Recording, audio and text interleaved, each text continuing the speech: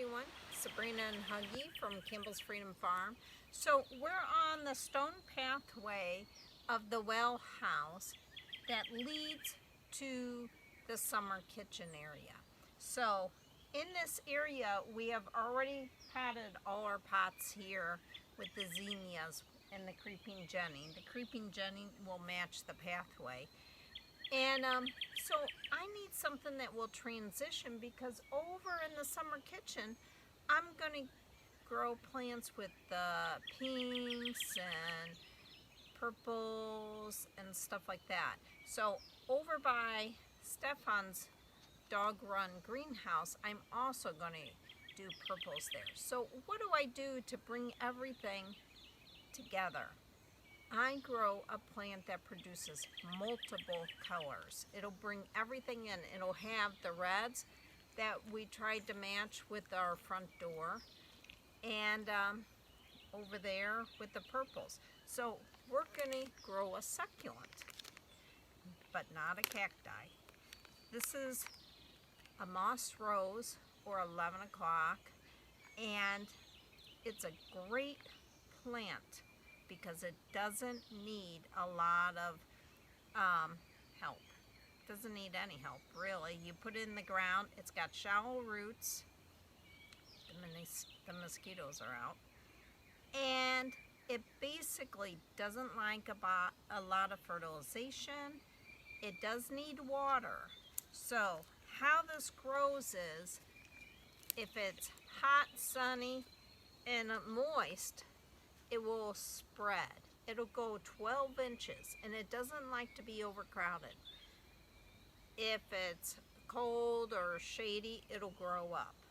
I don't want it to grow up because we have all the Moonshadow growing here, the evergreen, and it's going to take years for them to spread.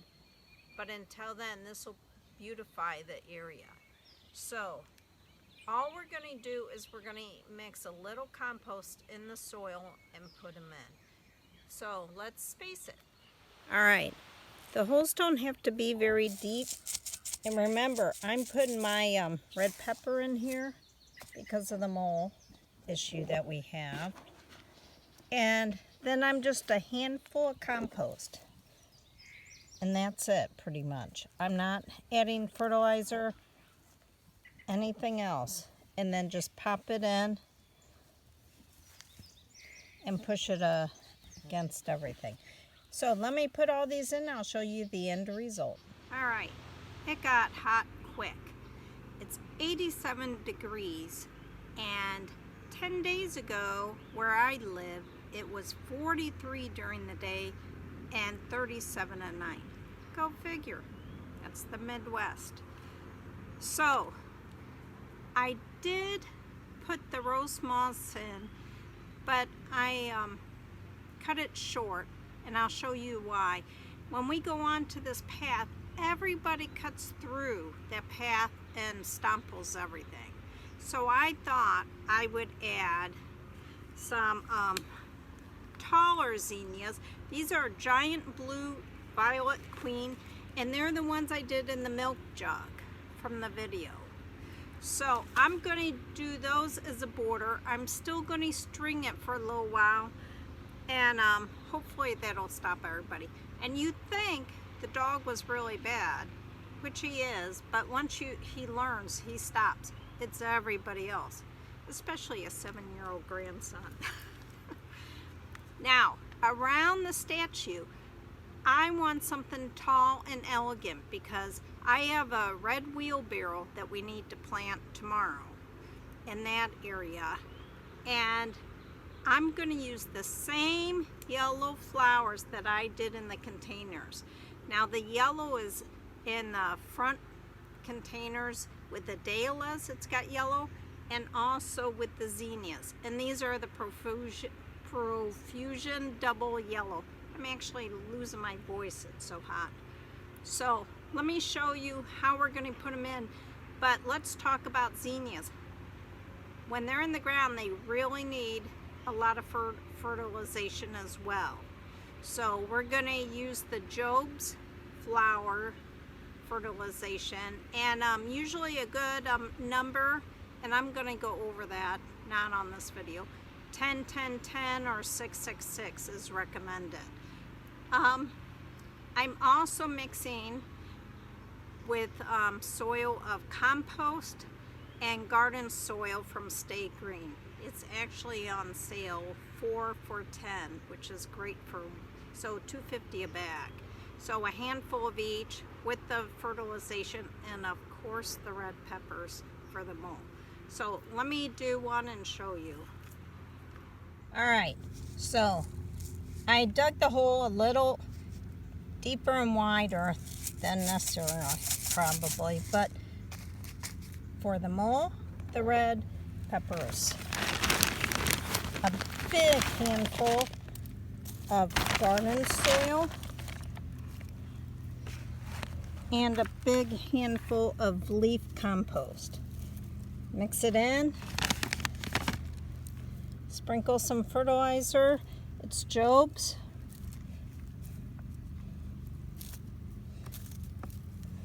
And then, remember, kind of go like this, that way you don't have to try to work soil around. And then just pack it in.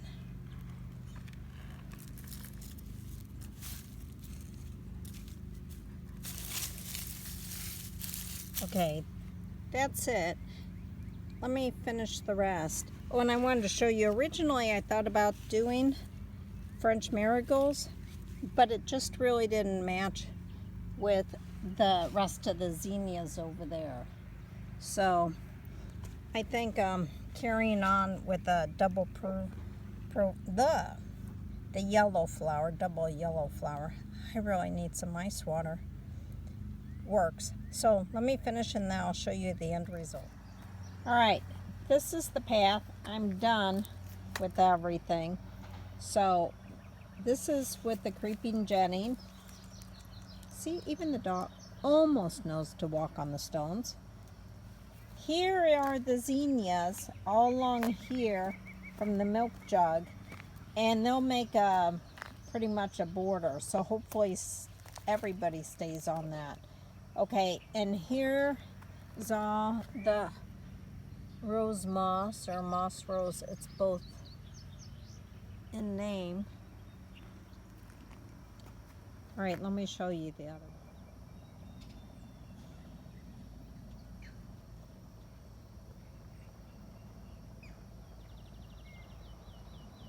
All right, so this is the view that you'll see right here, and then we'll stop. So here are the yellow zinnias all in here, and that will tie in with all the pots in the well house area. So I think it'll be beautiful. I mean, and over here I have some wrought iron antique furniture. I mean, really small chairs. I thought about fixing it and spray painting it white and just putting it there. Nobody will sit on it, but it'll look great. All right, let me turn around the camera. I also want to show you the wheelbarrow. My daughter hates the wheelbarrow. She says, Mom, nobody does the wheelbarrow. Well, I do the wheelbarrow. So you could see the front door, and we've been trying to match that cherry red. And here's the black elderberry and the cypress over there and the junipers. So this is the whole area that we're landscaping. Tomorrow we're gonna landscape the wheelbarrow. So please stay tuned for that. Now that we're done planting this, I just want to go over a few things. If you're doing pots or you have a certain amount of plants you need for a certain area, it's always good to just get an extra one. You know, just in case one doesn't make it, like you have a gopher or you just want to add. Okay, so I always do this. Now, as usual, I have to do a quick history lesson. So let's talk about the moss rose. It's related very closely to purslane, which is a weed in the Midwest. which I eat. It's actually an excellent vegetable, pretty much, and very healthy. But the good thing about this plant, it's a succulent. So if you don't have enough or one breaks off, and I forgot, you just break a stem and put it directly into a pot with soil. Keep it inside, you know, before it gets too hot, and it'll root pretty quickly. So, or you could break it, or it breaks on its own when you're planting. I have several. Put it in water, just maybe a ½ inch, and it roots. Kids love to do that. Okay, let's talk about the moss rose.